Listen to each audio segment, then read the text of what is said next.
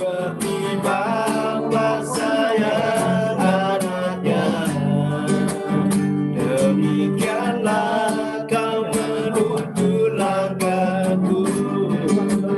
Hari depan indah kau beri, rencanamu yang terbaik bagiku.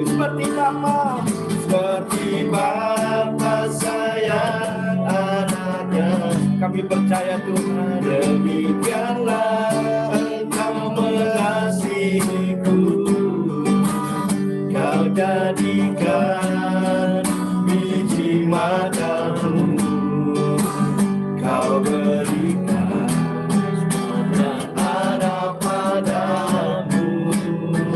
Seperti Bapa sayang anaknya. Mari buka hati bersama, kita siapkan hati untuk menyembah Tuhan.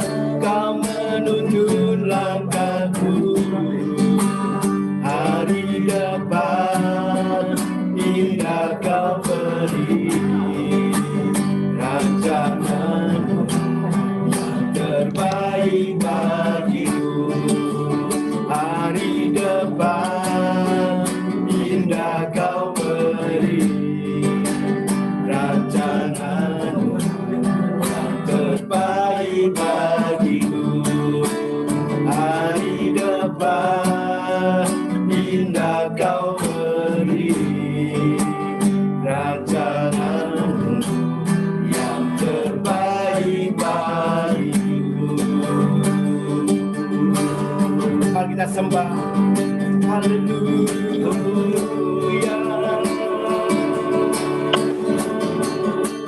Kau Bapa yang baik,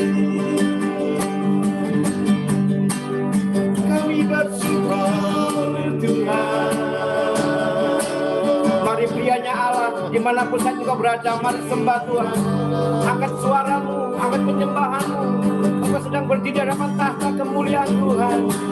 Haleluya.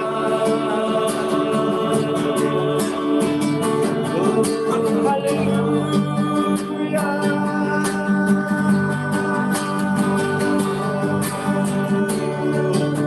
Kami bersyukur Tuhan. Kami bersyukur Bapa. Kau Bapa yang baik. Kami bersyukur. Terima kasih. Rencanamu terbaik bagi kami.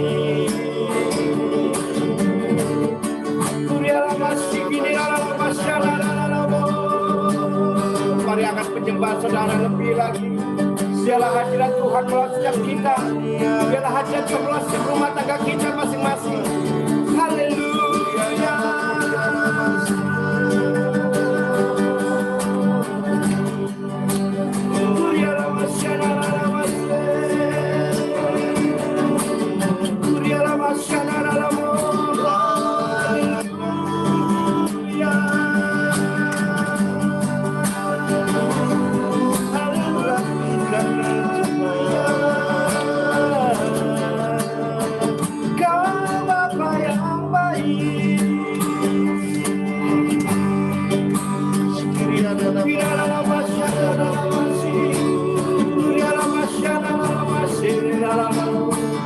Mari para prianya Allah berdiri sebagai imam di hadapan Tuhan, mewakili keluarga kita masing-masing, mewakili istri anak-anak kita.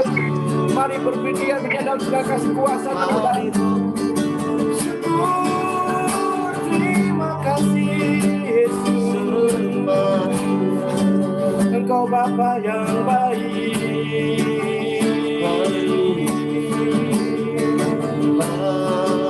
Kami bersyukur Tuhan, jika Engkau percayakan kami sebagai pria-priamu Tuhan, sebagai imam, sebagai pemimpin, untuk membawa keluarga kami mengenal Engkau lebih dalam lagi Tuhan. Mari Bapa malam hari itu akan merindu Tuhan. Biar kasih Bapa melawat kami, kasih Bapa memulihkan setiap kami, para hamba-Mu, para pria-priamu Tuhan. Terima kasih Yesus, terima kasih. Engkau tidak pernah merancangkan kejahatan bagi kami Tuhan. Engkau membawa kami hari depan yang penuh pengharapan. Keluarga kami, anak-anak kami, masa depan yang penuh pengharapan. Karena Engkau Bapa yang baik. Terima kasih Tuhan. Seperti Bapa sayang anaknya, demikianlah Engkau mengasihiku. Kau jadikan biji matamu, Kau berikan semua yang ada padamu. Seperti Bapa sayang anaknya, demikianlah Kau menuntun langkahku. Hari depan indah Kau beri, rancangan-Mu yang terbaik bagiku. Hari depan indah Kau beri, rancangan-Mu yang terbaik bagi. Sekali lagi, hari depan indah Kau beri, rancangan-Mu yang terbaik bagiku.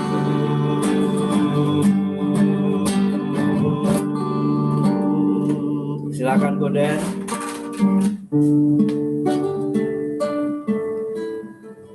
Kita bersyukur malam hari ini kalau boleh ada lewat webinar ini dan kita bersama Gembala Senior Bapak kita Pak Timotius Arifin. Shalom Pak Arifin, thank you sudah mau bersama-sama dengan kita, dan ini merupakan momen yang sangat penting Saudara, karena tema kita diambil dari Kitab Ibrani pasal yang kedua ayat yang ke-10 ya. Bringing many sons unto glory, membawa banyak putra itu kepada kemuliaan. Di dalam terjemahan bahasa Indonesia memang agak sedikit kurang tajam ya, cuman disebut yang membawa banyak orang kepada kemuliaan. Tetapi dalam terjemahan bahasa Inggrisnya jelas dipakai istilah sons ya. Karena itu kita Rockman, bapak-bapak, ini waktu yang paling tepat dan paling penting, khususnya di dalam kondisi dan keadaan seperti sekarang ini, untuk kita boleh menjalankan fungsi keimaman kita, fungsi kebapaan kita, baik di dalam keluarga terutama untuk anak-anak kita, tapi juga di dalam pelayanan yang Tuhan percayakan kepada kita. Saya ketemu dengan banyak bapak-bapak yang melempar tanggung jawab mereka sebagai bapak untuk menjadi teladan dan contoh bagi anak-anak mereka kepada misalkan, ya ini bukan berarti kemudian gereja tidak bertanggung jawab ya, tapi misalkan saya ketemu dengan beberapa orang tua yang berkata di gereja sana, di gereja situ dan lain sebagainya itu pelayanannya bagus, which is itu oke, ya. Tapi kalau kita melempar tanggung jawab kita sebagai orang tua, khususnya untuk pertumbuhan rohani dan kedewasaan rohani daripada anak-anak kita, maka kita bersalah di hadapan Tuhan. Ya, bagus kalau gereja kemudian memiliki pelayanan generasi yang diurapi dan dipakai Tuhan, itu luar biasa. Tapi kembali bahwa kalau Tuhan mempercayakan kepada kita anak-anak kita, maka kitalah yang paling bertanggung jawab. Nah, malam hari ini Pak Arifin akan share kepada kita value yang penting untuk kita boleh belajar bagaimana kita bisa sungguh-sungguh di dalam kehidupan ini jadi suami yang baik dan juga bapak yang baik tentunya ya. Tapi penekanannya malam hari ini lebih kepada kebapaan. Itu saja saya rasa cukup. Saya kembalikan kepada panitia. Sekali lagi saya menyambut saudara-saudaraku dari Sabang sampai Merauke yang ada di tempat ini. Malam hari ini perwakilan cabang-cabang kita yang ada di Rock International Ministry ya di seluruh Indonesia ini. Tuhan Yesus memberkati. Silakan panitia. Terima kasih Koden. Mungkin supaya langsung aja kita sudah buru-buru pengen diberkati sama Pastor Arifin. Saya persilakan Pak Arifin untuk membagikan berkatnya buat kita semua. Silakan Pak Arifin. Shalom. karena iPad saya ada MiFi ataupun dari Excel Go itu banyak gangguan. Jadi saya memakai handphone saya harap tidak ada gangguan. Bisa lancar, bisa diterima semua ya. Seperti dikatakan tadi oleh Pak Daniel, tema kita adalah bringing atau nurturing atau membawa, develop banyak putra-putra kepada kemuliaan. Bukan kesuksesan, lebih dari kesuksesan, tapi kemuliaan. Lalu kemudian hari ini kita akan belajar apa yang disebutkan true success for a leader, bagi seorang pemimpin, seorang bapak. Apa ukuran kesuksesannya? Sering daripada kita ketularan ukuran dunia. Berapa banyak yang dia tinggalkan, hartanya dan sebagainya. Mari kita lihat di sini, yaitu Allah Bapa sendiri, ya. Sebab memang sesuai dengan keadaan Allah, the Father, Bapa, yang baginya dan olehnya segala sesuatu dijadikan. Siapa dia? Yaitu Allah yang membawa banyak orang kepada kemuliaan, bringing, nurturing, ya, developing many sons into glory. Juga menyempurnakan siapa? Tuhan Yesus, yang adalah captain of their salvation, pemimpin ataupun penganjur atau yang utama daripada kepada keselamatan dengan penderitaan. Menyempurnakan. Bicara sons, jadi ukurannya maturity. Rockman, hua, hua. Jangan cuma teriak. Karena di situ kita juga belajar bahwa kedewasaan itu bukan karena umurnya banyak, tetapi karena keputusan-keputusan yang kita ambil. Yang kedua, firman Tuhan, goalnya adalah kemuliaan. Kalau tidak menuju pada kemuliaan, kemuliaan itu siapa? Tuhan itu sendiri.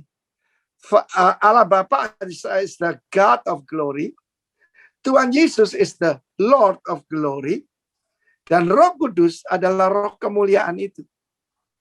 Doksa, kemuliaan. Ya, kabot dalam perjanjian lama. Lalu kita lihat bagaimana sang Bapa nurture the son, yaitu sang putra. Ternyata ya dipimpin apa? Disempurnakan dengan penderitaan, suffering. Salah satu tokoh yang saya kagumi adalah Jenderal MacArthur. Ketika yaitu lewat Bataan, maka Jepang, Kekaisaran Jepang mengalahkan Amerika Serikat di Filipina. Dan dia berkata, I shall come back. Aku akan kembali. Ya. Lalu kemudian firman Tuhan, lalu pada waktu saya ke Papua, saya ditanya oleh Bapak Pendeta David yang sekarang saya bersama Tuhan. Bapak mau kemana? Ini ada restoran ini, restoran itu. Saya bilang tidak. Kita pergi ke Bukit MacArthur. Ngapain Pak? Nggak ada orang pernah ke sana. Saya bilang saya mau ke sana. Dan di bukit itu, di mana dia melihat dengan teropongnya, melihat kembali ke Filipina, mengatur strategi, dan memenangkan peperangan yang gilang gemilang mengalahkan Jepang. Maka saudaraku, ada satu doa dari MacArthur yang mirip dengan doanya Allah Bapa dan harus jadi doa daripada kita semua. Lord, build me a son. Putra itu dalam bahasa Ibrani ben, ya. Jadi bedakan antara anak dengan putra ya. Itu artinya family builder. Di dalam pelayanan saya tidak mau melatih, mementor, membapai orang yang bukan family builder, percuma, bocai, ya. Jadi kita lihat bagaimana doanya itu begini. Lord, build me a son, ya. Banah, membangun, itu ben, ya. Jangan berikan dia hidup yang gampang. Jangan berikan kepada dia hidup yang murahan. Tapi berikan dia kesulitan. Berikan dia banyak halangan. Supaya dia jadi kuat. Supaya dia jadi strong. Supaya jadi laki-laki sejati. Kita melihat bagaimana pada waktu saya pertama kali ke Korea itu tahun 91 ya. Maka itu saya lihat yang dipertontonkan adalah national sport. Apa national sport Korea? National sport Korea adalah taekwondo. Lalu kita juga didatangi grup anak-anak SD dari Korea di gereja kita, dan mereka tunjukkan disiplin mereka dilatih lewat taekwondo. Wah, ini hebat sekali pokoknya. Tapi kemudian datang K-pop. Dan ketika K-pop datang, maka pria-pria pakai make up, pakai lipstick, rambutnya warna-warni, jadi soft boys. The spirit of the world tidak mau ada rockman. The spirit of the world tidak mau anak-anak kita jadi real man. Saya mengajak hari ini yaitu belajar dari seseorang. Orang ini masa lalunya susah sekali. Masa lalunya tidak enak. Dan itu tidak menghalangi dia. Justru itu adalah kekuatannya untuk membangun putra-putranya. Orang itu adalah seorang Lewi bernama Obed Edom. Saya mengajak kita, saya berikan 4 kunci saja, atau katakan 4 hal bagi setiap saudara untuk membangun putra-putra itu menuju kemuliaan. Yang pertama, kita lihat bagaimana Obed Edom ini dipilih oleh King David pada waktu dia mengangkat daripada rumah seorang yang bernama Abinadab yang ada di bukit, ya, Baali Yehuda, itu dibawa dengan pedati, dengan kereta yang baru. Firman Allah mengajarkan, yaitu harus diangkat oleh imam-imam. Tidak boleh diangkat oleh security atau siapapun. Harus priest yang diurapi. Tetapi anak-anak muda sekarang dan juga kebanyakan daripada kita mikir yang praktis. Yang praktis saja, Pak. Wah, repot, ribet, Pak. Yang praktis. Praktis dan pragmatis tidak selalu sesuai dengan jalan Tuhan. Jadi untuk menjadi seorang yang hebat, kita harus tahu the ways of God. Terus mengerti jalan-jalannya Tuhan. Musa tidak mencari tangannya Tuhan, dia mencari wajahnya Tuhan. God's presence. Saya bacakan dalam firman Tuhan 2 Samuel pasal 6. Nah, ketika tabut perjanjian dibawa dengan kereta,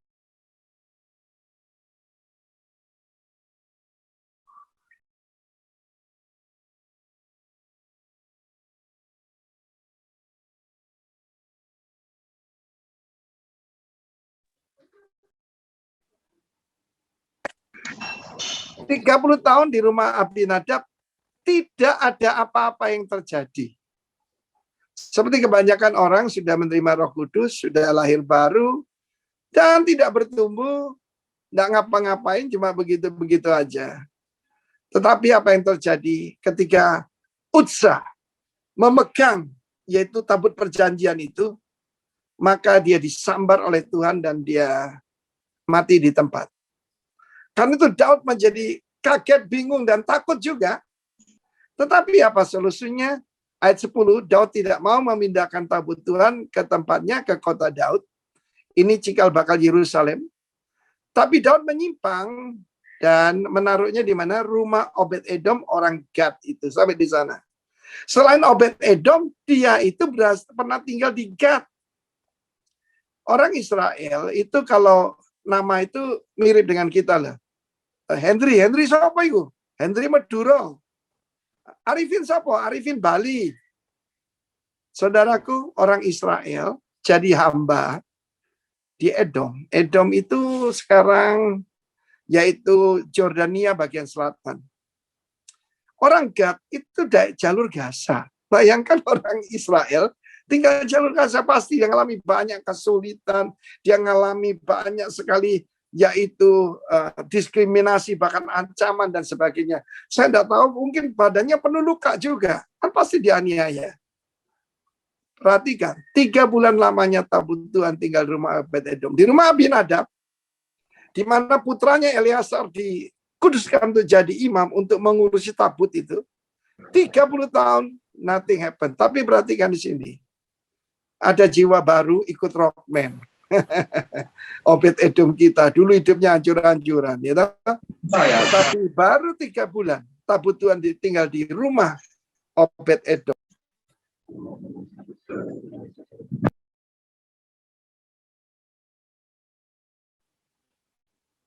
Bedakan antara Abinadab dengan Obed Edom. Obed Edom tahu cara melayani Tuhan. Kita tahu bahwa Tuhan yang kita layani adalah Roh Kudus yang ada di tengah-tengah kita. Jangan mendukakan Roh Kudus, ya kan? Ya, jangan apalagi menghujat Roh Kudus. Saya memakai istilah hosting the presence of God. Sebab saya sering pergi ke rumah orang, ya, yang dia katanya mau memberikan saya yang baik, tetapi justru, ya, dia tidak kenal dengan saya. Saya pernah datang di rumah seseorang, saya diajak makan 7 kali. Saya bilang, saya makan cuma 3 kali saja. Tolong PowerPoint-nya jangan dipindah-pindah ya. Ya, kembali ke tadi. Tolong Pak Daniel diarahkan. Ya, nah, kita melihat Obed Edom tahu caranya melayani Tuhan. Diajar anak-anaknya. Kita harus menyembah Tuhan dalam roh dan kebenaran. Tetapi, karena terlalu biasa, yaitu tabur perjanjian itu sampai 30 tahun, 20 plus 10 kurang lebih. Maka bagi mereka itu tidak lebih dari sebuah furniture di rumah kita. Tidak lagi takut akan Tuhan. Tidak lagi hormat akan Tuhan. And nothing happen. Tapi perhatikan. Kalau kita tahu caranya, ya saya diajak makan 7 kali. Dan saya dikasih makanan yang saya tidak makan semua. Sejak 36 tahun ini, saya tidak makan yang unclean. Ya, babi, udang, cumi, kepiting, yang begitu-begitu ya. Apalagi lele, aduh minta ampun. Tapi makanan sehat. Dan dia kasih saya makanan yang semua saya tidak makan. Dan puncaknya jam 12 malam, kamar kita diketok, disediakan durian Lombok. Waktu itu istri saya paling benci durian. Dan malam itu dia agak sukar tidur. Nah, istilah hosting the Holy Spirit itu mesti mengenal Tuhan. Sebagai contoh, saya tahu apa? Misalnya pujian yang menyenangkan Tuhan. Bukan yang menyenangkan manusia. Jadi pertama-tama latar belakang kita, ya mungkin kita pernah yaitu jadi budaknya hutang, pernah jadi budaknya narkoba, ya. Tetapi puji nama Tuhan, Tuhan memerdekakan kita dalam 3 bulan. Perhatikan, dia adalah Obed Edom orang Gad. Bayangkan. Jadi pertama-tama untuk develop kita sendiri. Kita mesti dari kita sendiri baru putra, toh. Sebab putra kan cuma ngikut kita. Zaman dulu, kalau orang bertemu, mereka tanya gini, ya. Mereka tidak tanya, kamu sudah divaksin belum? Nah, mereka tanya, who is your Lord? Siapakah Tuhanmu? Dan kita bilang, Yahweh, the God of Israel. Yang kedua, mereka tanya, who is your father? Seperti Saul tanya, siapa bapak daripada jagoan kecil ini? Lalu David mengatakan, hamba adalah putra dari Isai, hamba Tuanku. Saudara yang kasih Tuhan, ini penting sekali. Bukan cuma bapak jasmani, bapak rohani juga. Sebab masa depan, generasi ke depan tergantung kepada bapak-bapak ini. Nah, saya akan skip yang nomor 2. Saya akan bicara nomor 3 dan nomor 4 dulu.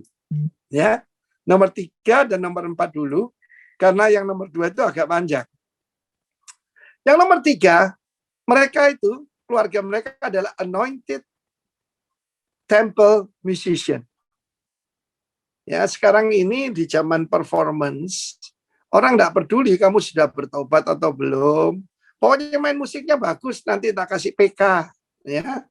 Tetapi keluarga pada Obed Edom adalah temple musician. Kita tahu tidak semua orang, tadi saya lihat saudara kita rockman, saya senang melihat mereka paling sedikit pegang satu alat musik. Sebab kami ini mengusir roh jahat seperti David pakai kecapi, pakai gitar maksudnya ya. Pokoknya pria bawa alat musik bagus lah ya. Karena itu rockman mungkin perlu ada latihan. Saya lihat mereka mainnya ya kelasnya kayak saya lah, bukan musician, tapi itu indah di hadapan Tuhan, bukan? Nah, sebagai temple musician, kita lihat bagaimana kerendahan hati pada Obed-Edom. 1 Tawarin 15. Kita melihat bagaimana dia adalah penunggu pintu gerbang. Ayat 18. Ayat 18 dan 1 Tawarin 15 bagian akhir. Obed-Edom serta Yeiel dan yang lain-lain itu adalah penunggu pintu gerbang. Gatekeeper. Di dalam terjemahan lain, Shomer juga artinya janitor. Satu hari ada seorang ibu datang pada saya. Pak, puji Tuhan, Pak. Anak saya jadi janitor di Australia. Janitor, Pak. Ibu ngerti artinya janitor. Ya, kayak direktor gitu kan, Pak. Ya, saya bilang bukan, Bu. Tukang kosek WC. Waduh, dia sedih, saudaraku. Saya bilang enggak apa-apa. Asal hidup benar nanti meningkat ya, jadi direktur. Nah, kita lihat di sini bagaimana mereka adalah yaitu penjaga pintu gerbang. Perhatikan ada 18 dikatakan saudara mereka dari tingkat kedua. Mungkin kalau di Bali ini kan ada kasta ya. Mereka enggak ngaku, mereka bilang warna ya. Ya. Bukan 4 kasta, 4 warna. Enggaklah, tetap ada tingkatan. Di Jawa juga gitu, Pak Roni waktu datang ke Jakarta kaget-kaget, saudara. Ada pendeta papan bawah, papan menengah, papan atas. Ya, kalau papan bawah itu mobilnya Avanza, ya, Kijang. Kalau yang papan tengah itu sedan lah, BMW, Mercedes. Yang papan atas itu Bentley, Rolls-Royce yang begitu. Ya, Lamborghini. Ternyata ukuran dunia masuk pada kita. Tapi perhatikan, dia enggak pusing dia posisinya di mana. Saya selalu katakan pada Pak Daniel, Pak Roni kalau ngangkat seorang yaitu coworker lah. Ya, jangan orang yang cari posisi. Percuma, enggak ada gunanya. Ya. Nah, kita lihat ayat selanjutnya, ayat 19 sampai 21. Di mana yang tugas dari Obed-Edom? Ayat 21 disebutkan, Obed-Edom, Yeiel, Asazia harus memainkan kecapi yang 8 nada lebih rendah tingkatnya untuk mengiringi nyanyian. Apa kualitas value daripada keluarga Obed-Edom ini? Pertama, mudah diatur, mau belajar, rendah hati. Tingkat kedua, main yang nada paling rendah, ya.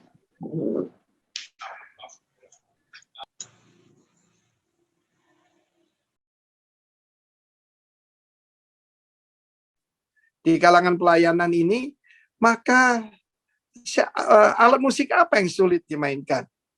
Yang pertama adalah keyboard yang kedua. Karena kerjanya perlu rendah hati. Ya, kalau keyboard yang pertama kasih melodi dan sebagainya, ini cuma mendukung. Dan itu memerlukan kedewasaan. Itu memerlukan yaitu jiwa besar. Demikian juga semua orang mau jadi pemimpin, mau jadi song leader number 1. Pokoknya aku nomor 1. Tetapi tidak. Kalian perlu ingat bagaimana saya mulai pelayanan saya.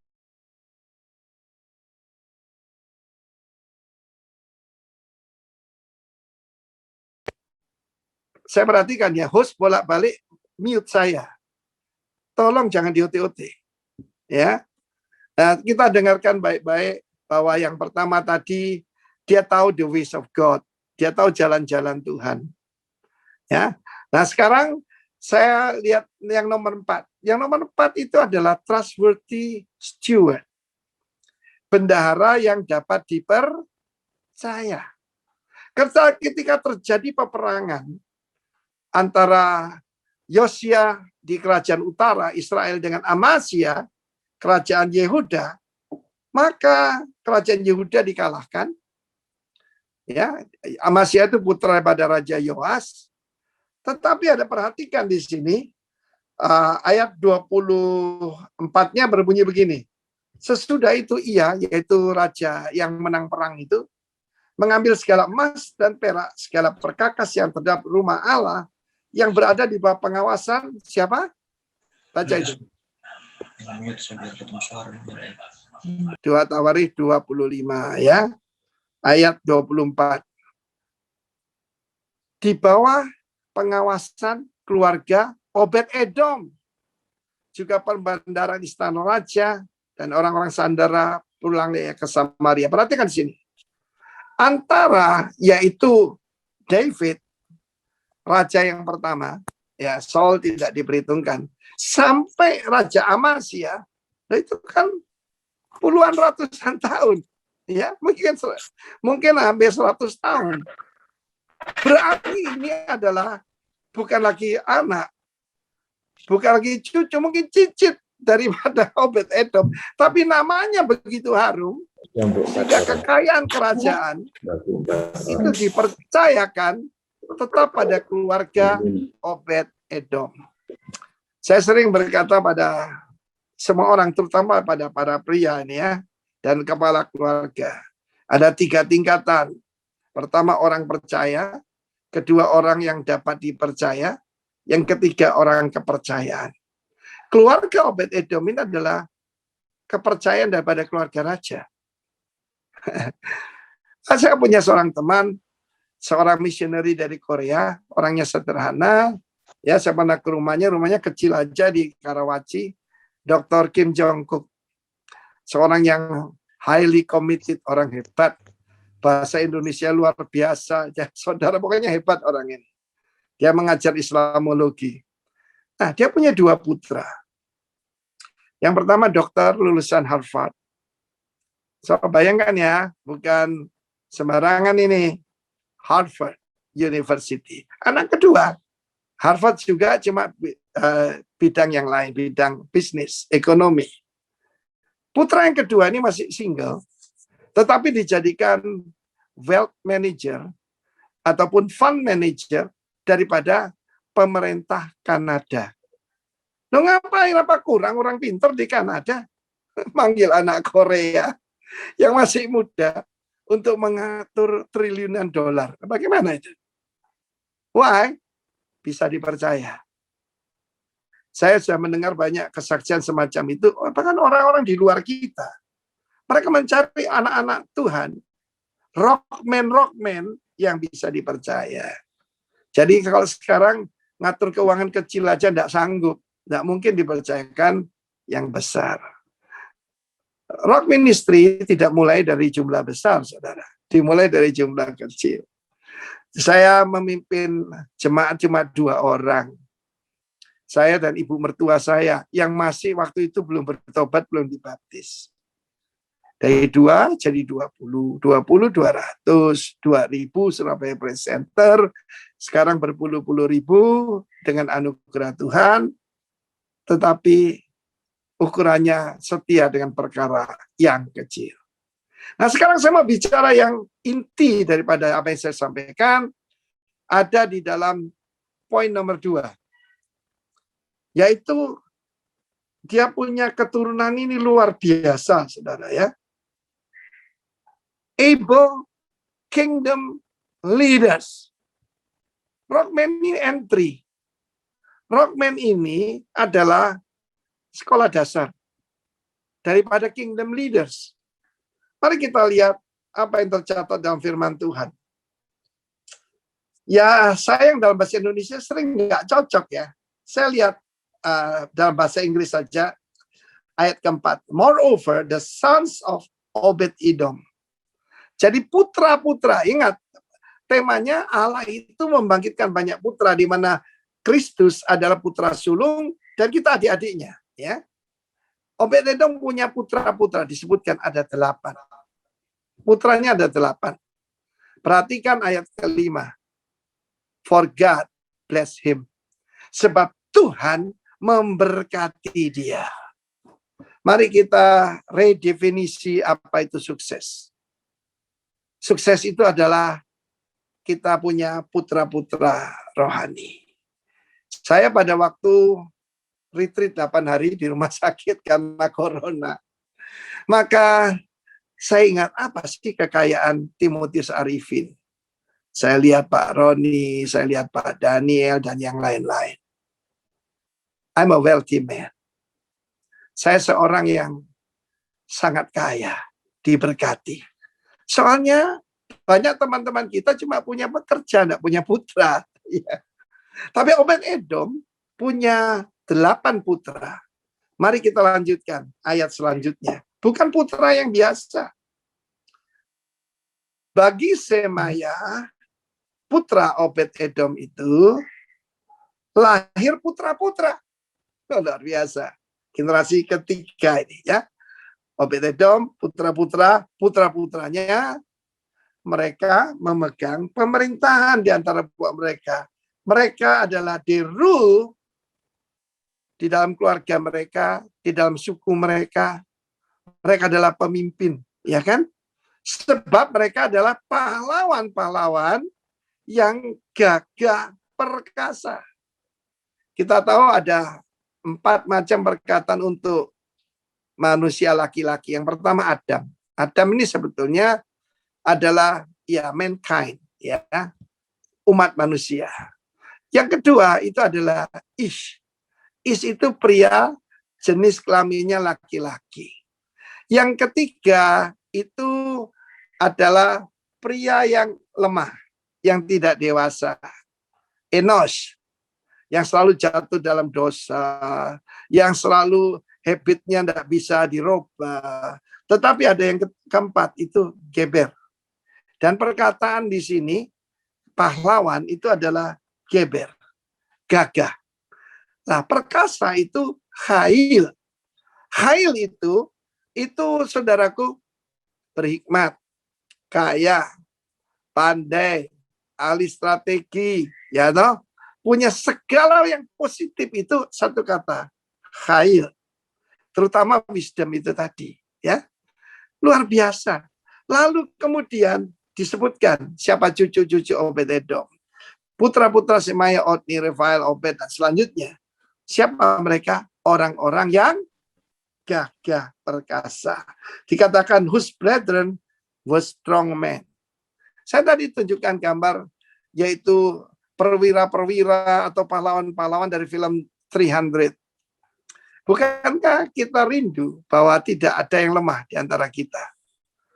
Hati-hati, ada salah satu tipuan. Dulu pada waktu saya muda, saya pernah dengar perkataan, setiap rumah tangga ada salibnya. Artinya apa?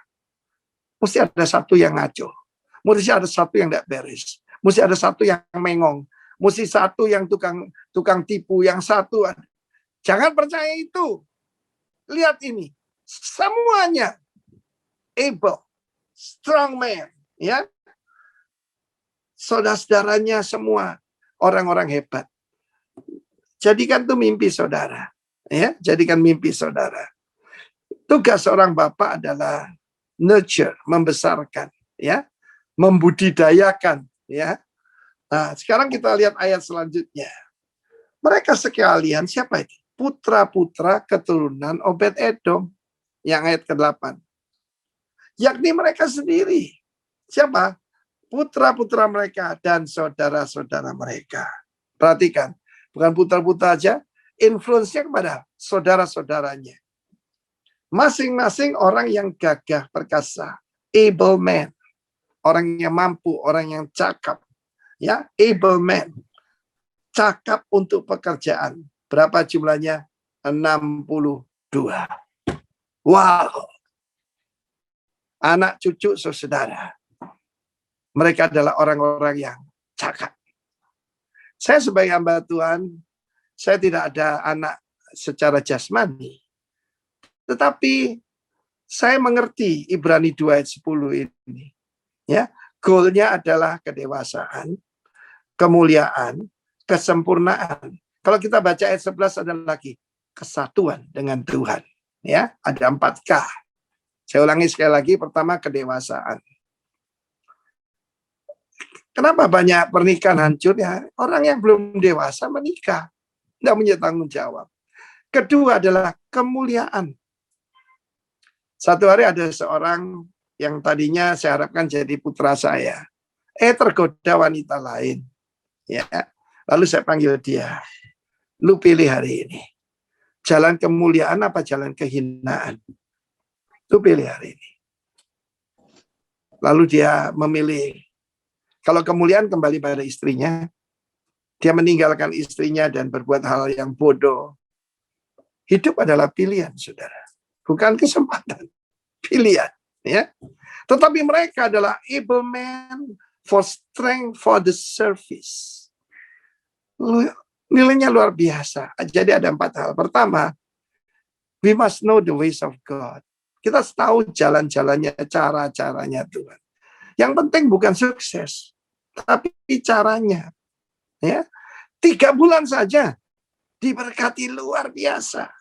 Saya ingat ketika saya bertobat, saya bersihkan rumah saya dan hati saya, pikiran saya, hidup saya. Sebab saya tahu God is a holy God. Dan kemudian saya hidup cuma mau menurut Tuhan. 10 tahun kemudian ada suara pergi ke Bali. Saya bilang, yes Lord. And here I am. Sekali lagi, itu pertama. Yang kedua, ini tadi, yaitu kita melahirkan. Yaitu pahlawan-pahlawan. Surabaya. Kota pahlawan loh. Ya. Kita di kota pahlawan. Suro ing boyo. Justru ketika ada bahaya, muncul militansi, muncul holy boldness, keberanian ilahi. Nomor 3, mereka juga di dalam pelayanan, mereka tidak cari posisi. Jadikan tingkat kedua, silakan. Suruh mainkan alat musik yang kurang moncer, yang tidak menonjol, tidak apa-apa. Bukan berarti kita semua jadi musician, tapi kalau bisa 1 alat musik kan baiklah. Ya, saya bisa main gitar tapi bukan ahli. Dan kalau saya main gitar sering senarnya putus saking halusnya saya main. Ya, tapi memang saya pakai juga buat musir setan. Tapi yang keempat ini juga aslinya kita. Soal apa? Keuangan. Kalau ditanya, Pak, kenal orang itu? Gimana orangnya? Oh, enggak tahu ya. Saya belum pernah urusan uang dengan dia. Betul? It's an acid test. Acid itu air keras. Jadi mau tak aslinya batu permata ataupun emas itu tes dengan air keras. Dan saudara yang kasih Tuhan, ukurannya di situ. Dan ternyata tidak cukup sampai cucu. Itu kan zaman King David, sekali lagi, saya belum hitung sih, sampai Raja Amasya, itu kan jauh sekali. Ya, sampai Raja Amasya itu kan jauh sekali. Berarti itu adalah mungkin buyut. Ada buyut, ada cicit. Mungkin cicit daripada Obed-Edom. Nama yang buruk kan, hamba dari Edom. Edom juga berarti daging. Dulu hamba kedagingan, tukang main perempuan, tukang judi, tukang tipu, tisani, tipu sana, tipu sini. Tetapi ketika dia bertobat kembali pada Tuhan, dan dia juga orang Gad, hidupnya itu menderita.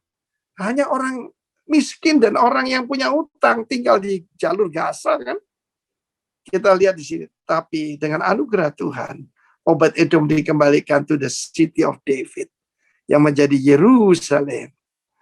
Jadi ini yang saya sampaikan pada Anda, contoh orang sederhana, yang latar belakang hidupnya susah, tapi diangkat oleh Tuhan, dan anak cucunya jadi berkat. Strong man, able man, rock man. Hua, hua. Oke. Saya kembalikan pada Pak Daniel ataupun panitia. God bless you. Terima kasih Pak Arifin, sudah memberkati luar biasa.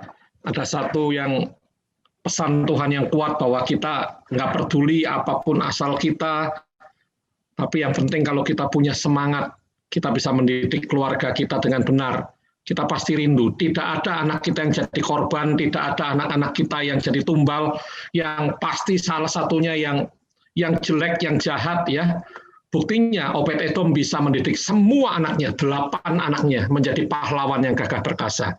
Nah, hari ini saya minta pada Bapak Ibu sekalian, apa kira-kira keberatan atau kesulitan dalam mengasuh anak? Mungkin kita punya anak-anak, Pak Arif ini luar biasa, anaknya luar biasa banyaknya dan sukses-sukses gitu kan. Kita percaya anak Pak Arifin luar biasa banyaknya. Nah, hari ini kita mau belajar dari seorang bapak yang sudah mendidik anak-anaknya secara baik ya. Kita semua juga pasti punya kesulitan-kesulitan dalam mendidik anak-anak kita. Ayo, malam ini ungkapkan, saya beri kesempatan, siapa yang mau tanya, siapa yang mau ini, boleh melalui chat dulu, ya. Kalau nanti saya berikan kesempatan melalui online, nanti bisa ribut semuanya, masuk satu persatu, melalui chat silahkan. Jadi kira-kira bagaimana mendidik anak kita, atau anak kita sudah terlanjur seperti ini, bagaimana Pak? Bagaimana anak-anak kita ini bisa berfungsi dengan baik, pelayanannya tidak berhenti, tapi dia bisa tetap mengabdi kepada negara, menjadi pahlawan-pahlawan yang luar biasa. Ya, ayo silahkan. Siapa yang mau tanya dulu silahkan. Nah, saya mungkin memulai dari satu sisi, Pak. Satu sisi kadang-kadang stigma yang dikenakan, ya kan? Obed-Edom ini kan kayak orang istilahnya ketiban pulung gitu ya, Pak Arifin ya. Dia tiba-tiba saja tabut Allah yang oleh beberapa raja di Israel dijadikan jimat gitu kan, tabut Allah digotong-gotong supaya menang gitu kan, tiba-tiba berada di rumahnya Obed-Edom. Ini kan saya nggak tahu, mungkin dalam satu sisi ketiban pulung atau ketiban sial karena waktu itu tiba di rumahnya Obed-Edom itu karena Tuhan menghukum dengan Usa meninggal. Ya, Daud marah seperti itu. Nah, apakah memang kita bisa mendidik anak-anak kita dengan baik? Atau cuma sekedar faktor luck aja dari Obed-Edom karena dia kebetulan kejatuhan dari tabut perjanjian yang tiba-tiba ada di rumahnya sehingga anak-anaknya bisa dididik dengan baik seperti itu Pak Arifin. Oke, saya berikan jawaban. Ada banyak orang berpikir seperti itu. Tapi Obed-Edom ini sudah siap. Kalau kita baca 1 Tawarin 15 ya. Kan dari rumah Obed-Edom diangkat tapi dijelaskan.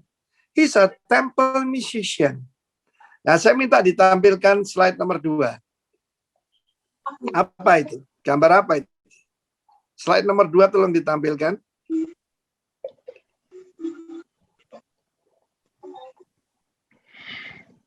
Silakan. No. Slide nomor 2. Bukan. Ya itu. Nah, apa itu? Bahaya. Apa ya? Radioaktif. Nuklir. Ya kan?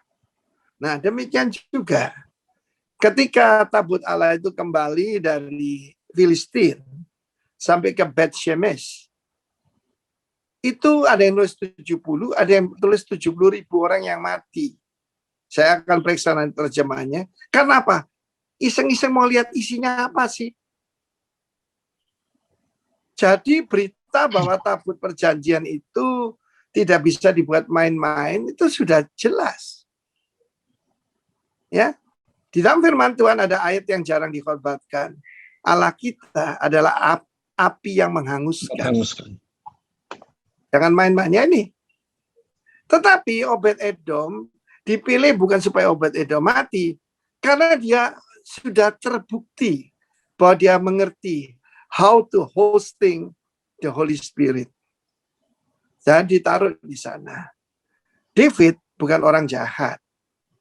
Dia tahu dari semua orang, meskipun dia bukan yang top leader, orang yang paling sederhana, yang hidupnya susah. Salah satunya mungkin karena dia mengalami banyak penderitaan, dia lebih mengenal Tuhan.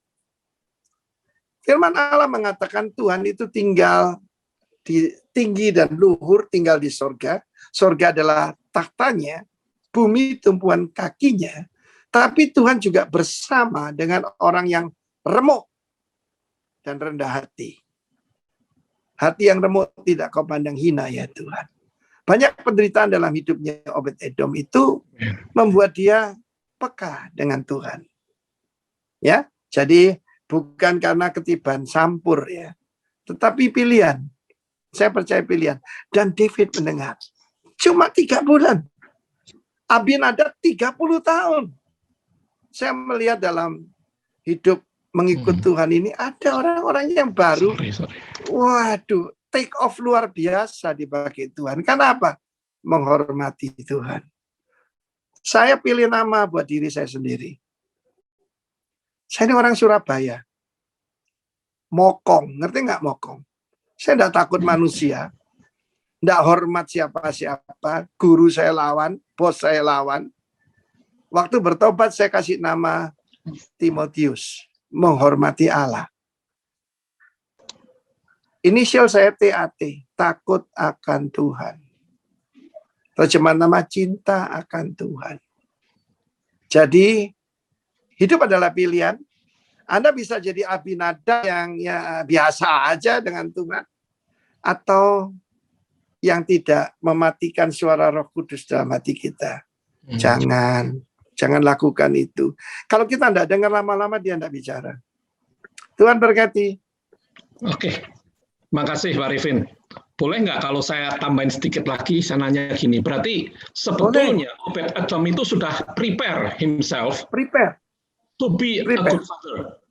Dia cuma bukan prepare to be a good father, tapi dia prepare for the next generation. Kira-kira kan seperti itu. Karena sebelumnya dia sudah mempersiapkan segala sesuatu. Cuma karena dia mempersiapkan segala sesuatu dengan baik, maka Tuhan memberikan grace-nya. Sehingga ada speed up, ada percepatan di dalam hidupnya dengan ketiban sampur tadi, kedatangan tabut Allah.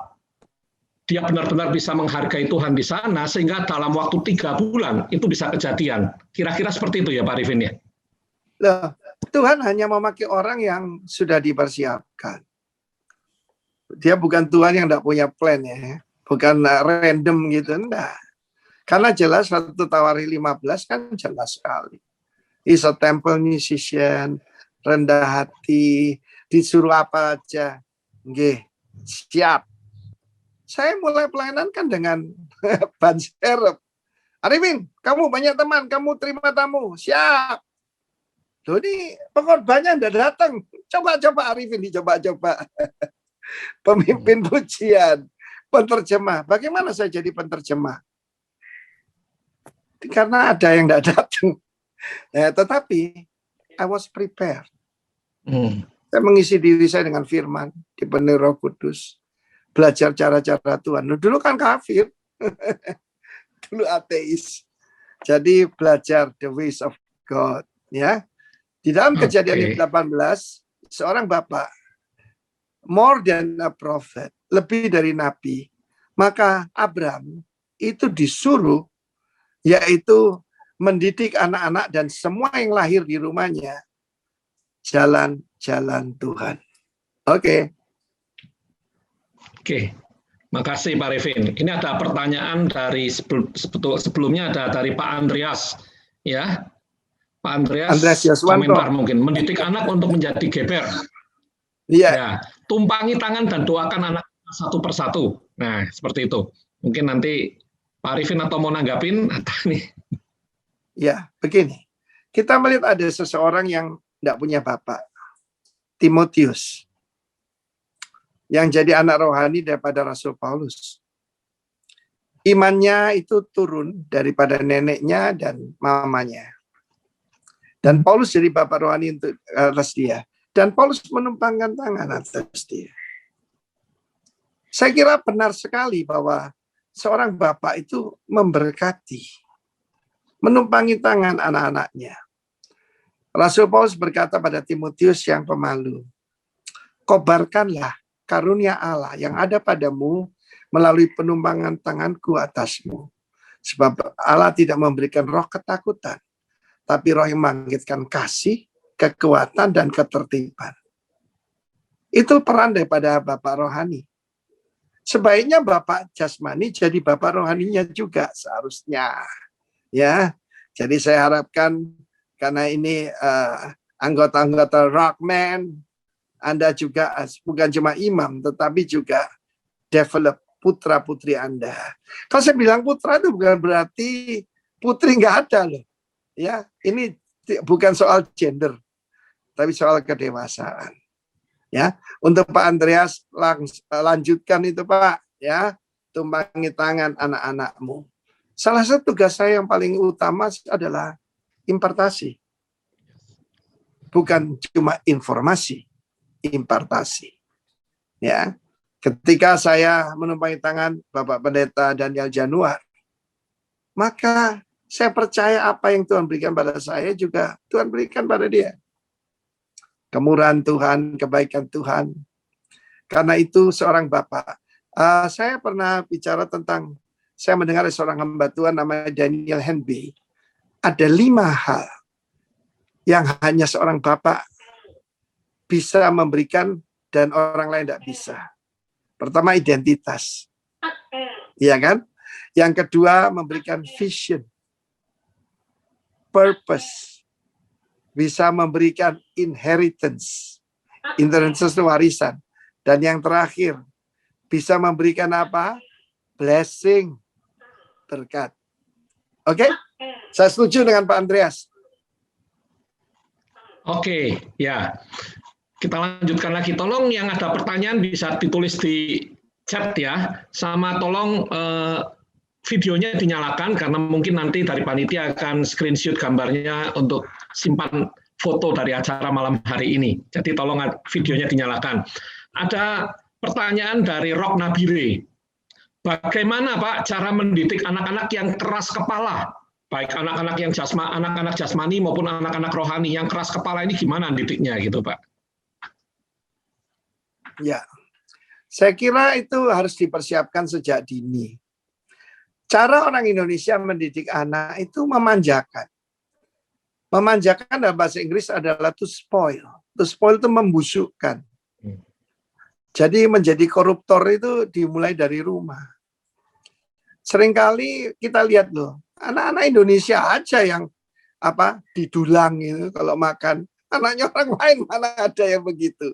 Ya belajar makan serius meskipun kececeran begitu. Belajar mandi sendiri. Ya, kan saya kira tongkat. Firman Allah mengatakan tongkat didikan akan menghilangkan kebodohan dari orang muda. Tapi kita niru gaya anak muda, gaya sekarang ini ya. Gaya sekarang ini kan gaya barat. Gaya barat itu bapak dengan anak itu dengan engkong sederajat. Namanya egalitarian. Itu yang bikin rusak. Sekarang ini anak-anak muda pertama tidak suka budaya restu. Nggak usah tanya bapak, aku ngerti apa restu. Yang kedua, yaitu anak-anak muda sekarang ini tidak baca Alkitab. Ataupun Alkitab. Ya. Kalau orang tidak baca Alkitab, how you can know the ways of God? Lalu satu lagi sekarang anak-anak muda tidak suka seniority. Karena egalitarian tadi. Tidak, seniority ada. Dan itu yang harus kita didik. Kenapa jadi kurang ajar? Kurang dihajar di rumah. Saya anak kesayangan di rumah, kedua koko saya meninggal. Tapi ketika saya datang pada papa saya, waktu itu ya banyak pacar, suka pesta-pesta. Ya SMA kelas 2 lah, saya datang pada papa saya, rambut saya gondrong ini. Pak, enggak usah Pak jadi insinyur. Aku langsung kerja aja.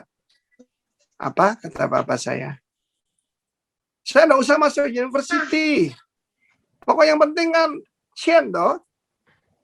Papa saya bilang masuk kamar. Papa saya itu pendek mekar, saudara.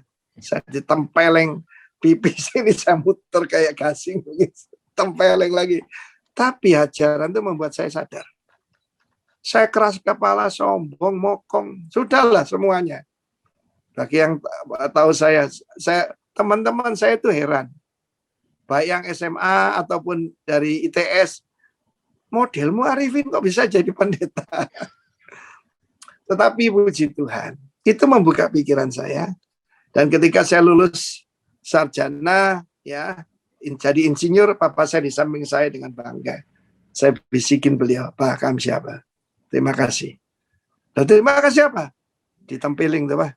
Terima kasih. Kalau enggak, saya enggak ada di sini hari ini. Jadi, saya kalau menegur anak rohani 4 mata. Kalau muji saya di tempat umum. Dan pujian saya mahal. Tapi kalau negur, saya enggak mau permalukan dia. 4 mata. Ya, puji Tuhan. Oke, Pak. Terima kasih, Pak. Jadi, tetap anak yang ndablek itu juga perlu hajaran juga gitu ya, Pak Arifin ya? Perlu. Tapi- Daripada diajar orang lain. Ajar sendiri aja. Jadi perlu dihajar juga. Cuma menghajarnya ini yang kita harus mikir-mikir juga gitu kan. Saya berpikir bagaimana saya dipersiapkan jadi pemimpin. Saya usia 11-12 tahun, suruh ngurus KTP sendiri. Papa mama saya enggak pernah ngantar saya ke sekolah. Saya harus daftar sendiri, ngurus KTP di di kelurahan begitu. Mama saya bilang, tuh kasihan kan dia masih kecil. Papa saya bilang, kamu mau anakmu jadi wandu. Wandu itu ya kurang 1 ons. Dan kita harus melatih anak kita jadi pemimpin. Cucu-cucu dari Pak Andrian, itu kalau Sabtu, suruh sharing 1 firman Tuhan. Ada yang bahasa Inggris, ada yang bahasa Indonesia. Memang cara berkomunikasi yang bagus dikasih angpau sama omanya. Ya, dipersiapkan sejak dini. Bukan nanti sudah besar. Nanti sudah besar tinggal lancar. Ya, harus dididik. Oke. Nanti ada satu pertanyaan sebelum saya bacakan pernyataan lah ya, mungkin ini saya akan berikan kesempatan pada yang mau tanya, silakan raise hand. Raise hand ini bisa di reaction, bisa angkat tangan nanti gini, biar nanti panitia host yang lain bisa meng-unmute Bapak Ibu semua, memberikan izin untuk unmute dan nanti bisa bertanya langsung ke Pak Arifin. Saya bacakan dari Pak Budi Wiono menanyakan menyatakan gini, generasi yang instan semuanya serba cepat. Butuh teladan yang disampaikan Pak Arifin tadi agar kuat, tegar, never give up dalam masa sukar, setia dari perkara yang kecil, tidak cari posisi, butuh mentor yang benar. Nah, ini posisi butuh mentor yang benar yang penting. Dan jujur, hanya butuh manusia Yesus yang sudah memberikan teladan lewat kuasanya. Hanya butuh Yesus. Apa ada tambahan atau arahan lain? Karena zaman semakin instan, minta cepat. Jadi ada nggak Pak, selain tadi yang sudah disebutkan, ini ada arahan lain nggak? Karena sekarang ini luar biasa, kita nggak bisa ngomong anak-anak itu kita lebih pintar dari anak karena mereka cari Google, mereka semua tahu. Sedang orang tua kadang-kadang sudah kudap ya, kurang update berita, mereka nggak ngerti berita, mereka nggak ngerti apa, anak-anak lebih pintar dari kita. Nah, sehingga kadang mereka bisa jadi tidak menghargai orang tuanya, ya kan? Terima kasih Pak Arifin. Teladan lebih penting dari banyak nasihat. Itu sementara yang diterima oleh Pak Budi Wiono. Mungkin ada tambahan lain bagaimana mengatasi dunia serba cepat ini, Pak? Saya percaya bahwa firman Tuhan itu kekal. Dan prinsip-prinsip firman Allah tidak dimakan oleh zaman. Tidak ada yang instan itu, kecuali instant noodle. Kapan ada orang bilang, Pak, tolong Pak, download Pak. Urapan Bapak download atas saya. Saya bilang enggak bisa. Ya, that's not the way. Belajar. Mulai dari perkara yang kecil. Tidak mendadak bisa, ya instan itu enggak ada. Sama sekali enggak ada.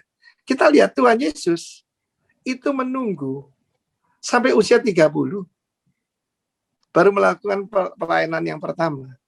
30 years. Moses, 40 tahun. Umur 0 sampai 40, istana. 40 sampai 80, padang pasir. Dan kemudian baru bisa dipakai Tuhan. David juga begitu, Joseph juga begitu. Jadi bukan zaman boleh berubah, firman Tuhan tidak akan berubah.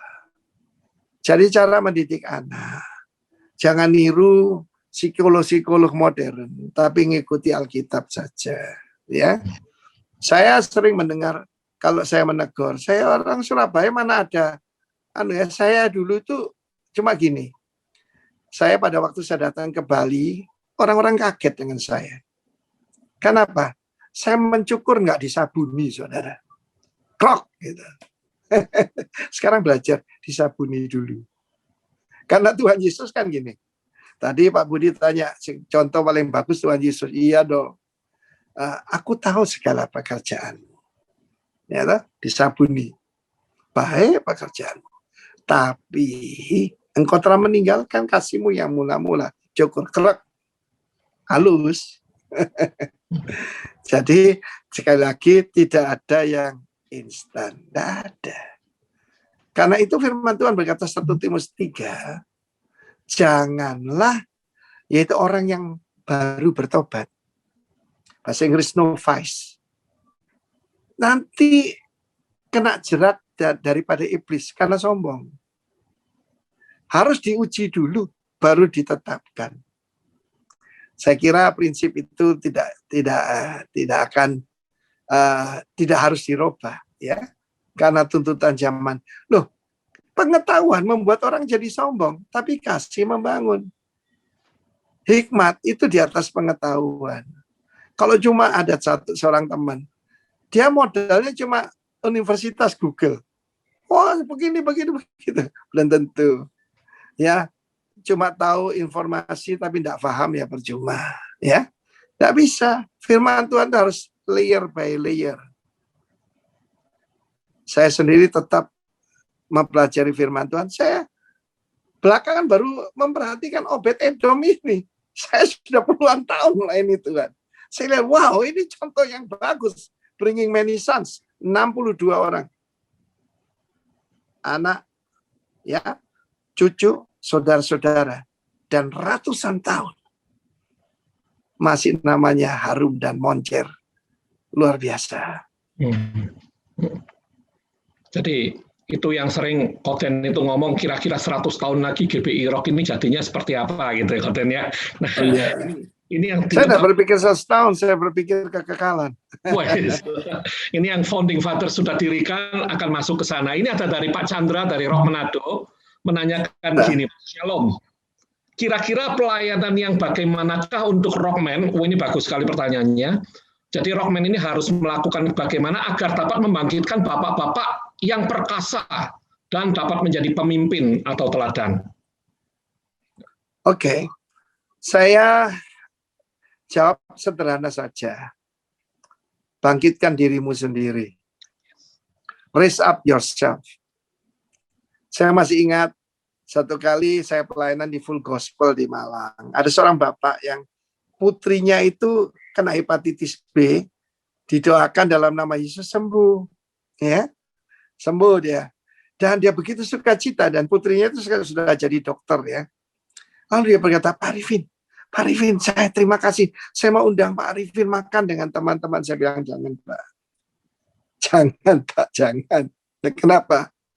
Lah yang ikut saya 10-12 mobil. Hati-hati jadi pemimpin. Saya pakai baju apa, pakai sepatu apa, pakai mobil apa, ditiru.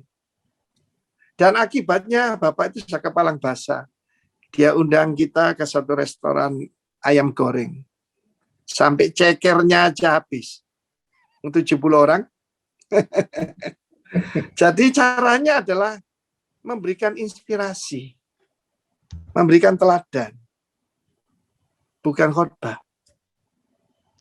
Gini loh caranya kita menghadapi. Saya tunjukkan. Pemimpin harus jalan paling depan. Gembala jalan di depan. Kalau jalan di belakang itu koboi. Dok.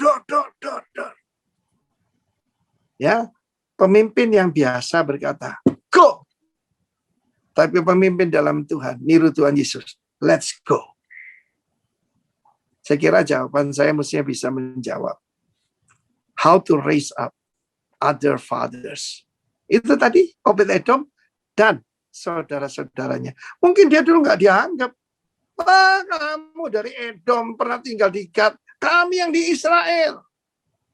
Tapi melihat buktinya, mereka berkata, Koko, tolong ajarin kami. Ya. Ya, thank you Pak. Jadi mungkin nanti ini PR buat tim Rockman ya, tim Rockman untuk bagaimana membuat acara-acara yang intinya lead by example. Ya, teladan. Itu yang harus jadi bagaimana para pria-pria ini bukan cuma diisi, setelah diisi kebenaran, mungkin untuk next levelnya, bagaimana mereka jadi pria yang lead by example, bukan butuh cuma informasi gitu ya. Tapi tadi kita sudah dikatakan bahwa kita butuh benar-benar sesuatu urapan itu juga nyata, orang bisa melihat kita semuanya. Thank you Pak Rifin. Ini ada lagi dari Pak Hitipiu. Pak Hitipiu menanyakan kenapa anak manja yang dimanjakan oleh orang tuanya sangat sulit ketika ditegur oleh yang bukan orang tuanya. Kalau menurut saya kadang orang tua yang memanjakan aja negur juga susah gitu ya. Jadi kenapa orang yang dimanjakan ini sulit ditegur oleh orang lain gitu loh Pak? Gini ya, itu orang manja, anak manja itu kan berarti diajar untuk selfish, untuk mementingkan diri sendiri. Mengikut Kristus itu selfless, tidak mengutamakan diri sendiri. Jesus, others, baru yourself. Jadi JOY, joy. Jadi memang sekali lagi memanjakan itu to spoil, merusak. Saya kasih contoh bagus ya. Ada hari ini saya lagi bangga. Ada satu anak kita dapat promosi. Saya sebut namanya Yakobus Manu. Ya, karena mamanya Manuhutu, ya. Maka itu Yakobus Manu Hosea. Dia adalah pemimpin kaum muda kita di Bali. Dan dulu waktu retreat saya tanya, Yakob, kamu nanti 20 tahun jadi apa? 20 tahun ke depan. Jaksa Agung Muda Republik Indonesia. Dia punya mimpi. Sebab saya ajarkan setiap anak kita mesti punya mimpi. Dia lulus dari Fakultas Hukum di Udayana, kan magang loh. Lalu dia lapor, Bapak, saya tidak mau jadi jaksa, saya mau jadi hakim. Kenapa? Lah, di tempat kita itu, di negara, ada hakim yang tidak bisa disogok. Tapi dia kepercayaan seberang. Yang namanya Kristen, apalagi Kristen sejak lahir, paling korup. Saya mau jadi hakim. Ya, kemudian ada teman saya yang adalah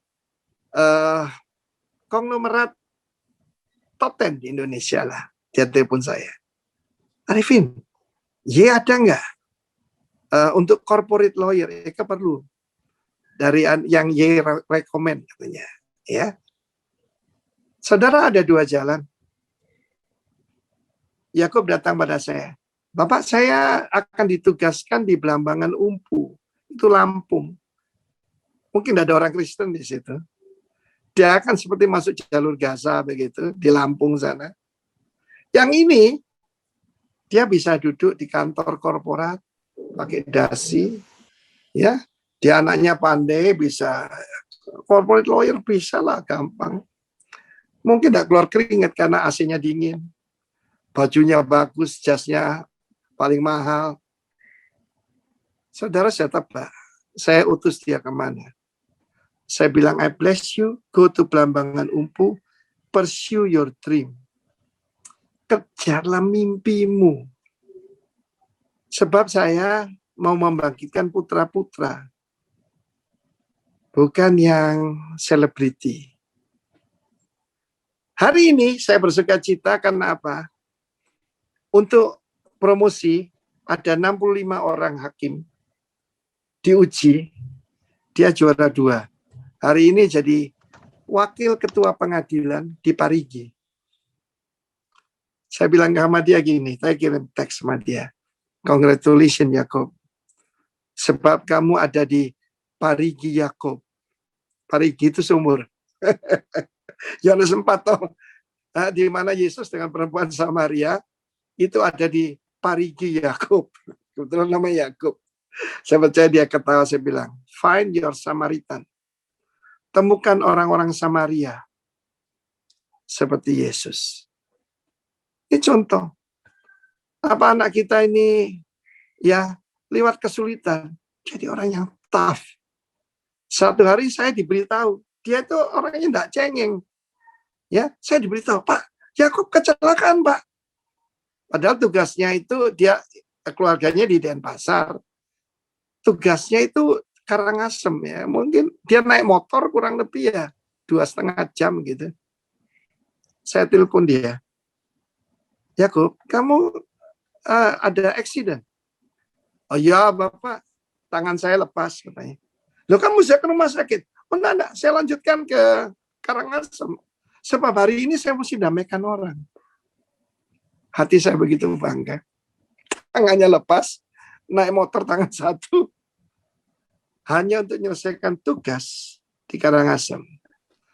Nggak heran kalau dia dapat promosi, nggak heran nanti juga dia jadi salah satu anak kita paling hebat. I pray seperti General MacArthur. Lord, build me sons. Tuhan berkati. Saya kira cukup ya. Oke, terima kasih Pak Arifin. Terima kasih luar biasa. Kita sudah diberkati oleh kebenaran firman Tuhan. Jadi sebentar kita mungkin Pak Arifin sudah cukup ya Pak ya. Nggak ada yang mau tanya lagi nih Pak Arifin. Oke. Kalau gitu saya langsung berikan ke Pak Arifin untuk closing statement dan sekalian langsung doa berkat supaya kita semua boleh menerima berkat untuk jadi bapak-bapak. Meskipun ada ibu-ibu juga di sini, jadi bapak dan ibu yang bisa membangun generasi yang long lasting, yang takut akan Tuhan, yang berdampak buat gereja dan buat bangsa. Silahkan Pak Arifin. Seperti yang saya sampaikan tadi, kalau mau sukses sebenarnya, ikuti cara Tuhan. Bringing many sons into glory. Patronnya, patternnya, Sang Putra, ya, yaitu menuju kesempurnaan dengan banyak penderitaan. Rasul Paulus berkata, untuk masuk dalam kerajaan sorga, kita harus mengalami banyak penderitaan. Hari ini orang tidak mau yang namanya penderitaan. Sejak saya ikut Tuhan, apa yang membuat saya jadi kuat? Ancaman, intimidasi, fitnah, dan sebagainya. It made me strong. Sekarang itu tidak heran, saya tidak takut mati, ya berani hidup, ya. Berani mati gampang, berani hidup bersama Tuhan. Ayo kita berdoa. Bapak kami serahkan Rockman Ministry Surabaya dan juga seluruh daerah. Hamba dengar ada Balikpapan, ada dari Jogja, dari manapun. Biarlah mereka Tuhan bersama dengan Roh Kudus membangkitkan diri mereka sendiri dan sebagai pemimpin di tengah-tengah yang dipimpin akan melahirkan, membangkitkan banyak kingdom leaders yang lain di dalam nama, di atas segala nama dari Tuhan Yesus. Engkau yang menolong hamba, yaitu memberikan putra-putra untuk dibimbing dan mereka melahirkan yang lain. Kami belajar dari Obed Edom. Penderitaan masa lampau justru membuat kuat, membuat strong, dan membuat berhikmat. Dan putra-putra semua dipakai oleh Tuhan. Able man, strong man, gibor khair. Di dalam nama Tuhan Yesus. Pakai setiap pribadi. Juga para ibu yang mungkin terpaksa jadi single mother. Engkau adalah pembela bagi janda-janda. Dan bapak bagi anak yatim. You are the helper of the fatherless. Pakailah Rockman lebih jauh Tuhan. Dalam nama Tuhan Yesus. Amin. Rockman. Saudara-saudara jangan bubar dulu, sabar. Saya mengumumkan bahwa hari Senin ini nanti tanggal 28 Juni, Gembala Senior kita Pak Arifin akan berulang tahun yang ke-70. Jadi mumpung ada kesempatan hari ini saudara ucapkan ulang tahun secara langsung. Ya, ini early ucapan ulang tahun untuk Pak Arifin ya. Silakan saudara dibuka apa. Boleh buka semua. Selamat ulang tahun Pak Timotius. tahun Pak Arifin. Berkati. Selamat tahun. God bless you all. Hey. Happy birthday Bapak. Doakan Pak Arifin sehat sejahtera, panjang umur, terus bisa sama-sama kita ya. Oke. God Tuhan bless. berkati. Terima kasih banyak Pak Arifin. Ya. Oke, panitia silahkan kalau ada pengumuman sebelum. Saya bisa tinggalkan ya? Boleh Pak, boleh Pak. Terima Terima kasih Pak. Terima kasih. Pak. Ya, buat Bapak Ibu sekalian, kita Rockman Surabaya ini kita sekarang aktif untuk ada di bidang multimedia seperti ini ya, pelayanan kita. Kita ada beberapa kali istilahnya kalau biasa kalau Zoom ini kita mungkin sebutnya yang umumnya pakai nama BBM, bincang-bincang men. Kita juga setiap Senin minggu pertama kita ada IG Live. Ya, jadi Bapak Ibu bisa bersama-sama ikut, kita terus bagaimana kita akan membangun para pria-pria ini tetap bisa berfungsi meskipun kita tidak bisa kumpul secara tatap muka ya, tapi kita bisa secara online, kita bisa saling berbagi, kita bisa saling memberkati, saling menguatkan lagi. Jadi tolong nanti keep kalau ada acara-acara baru, mungkin Bapak Ibu bisa dihubungi, Bapak Ibu bisa lihat IG kita, Instagram kita di Rockman. Bentar, saya lihat pastinya. Mungkin Pak Daniel bisa tampilkan IG-nya Pak, Rockman. Oh, di belakang saya ada ini, Rockman Ministry Surabaya. Ini IG kita, ya. Rockman Ministry Surabaya. Bapak Ibu follow sehingga setiap kali ada kegiatan nanti pasti akan ada di sana, ya. Oke, rasanya dari kita cukup sekian. Mungkin ada tambahan lagi dari panitia yang lain. Silahkan ke Pak WW. Doa kalian.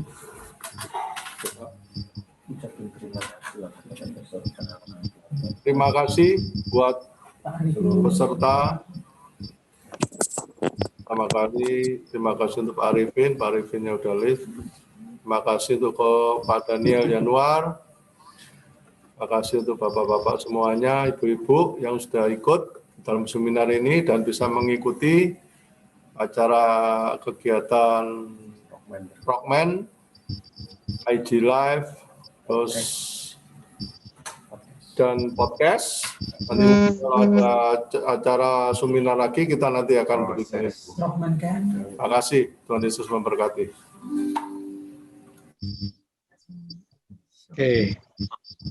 Oke, kalau tidak ada yang lain, Koten mau nambahin lagi, Koten? Cukup? Nah, saya rasa cukup tadi yang Pak Arifin sampaikan, cuman saya mau ucapkan terima kasih aja untuk partisipasi, khususnya saudara-saudara yang dari luar Surabaya. Saya lihat juga ada Ibu Eriana dan suami ya dari Sabah ya. Dan senang sekali bisa berjumpa dengan saudara dan berharap kita akan ketemu lagi di webinar dan acara-acara Rockman yang lain. Tuhan Yesus memberkati. Huha, huha. Ikut terus di Eriana.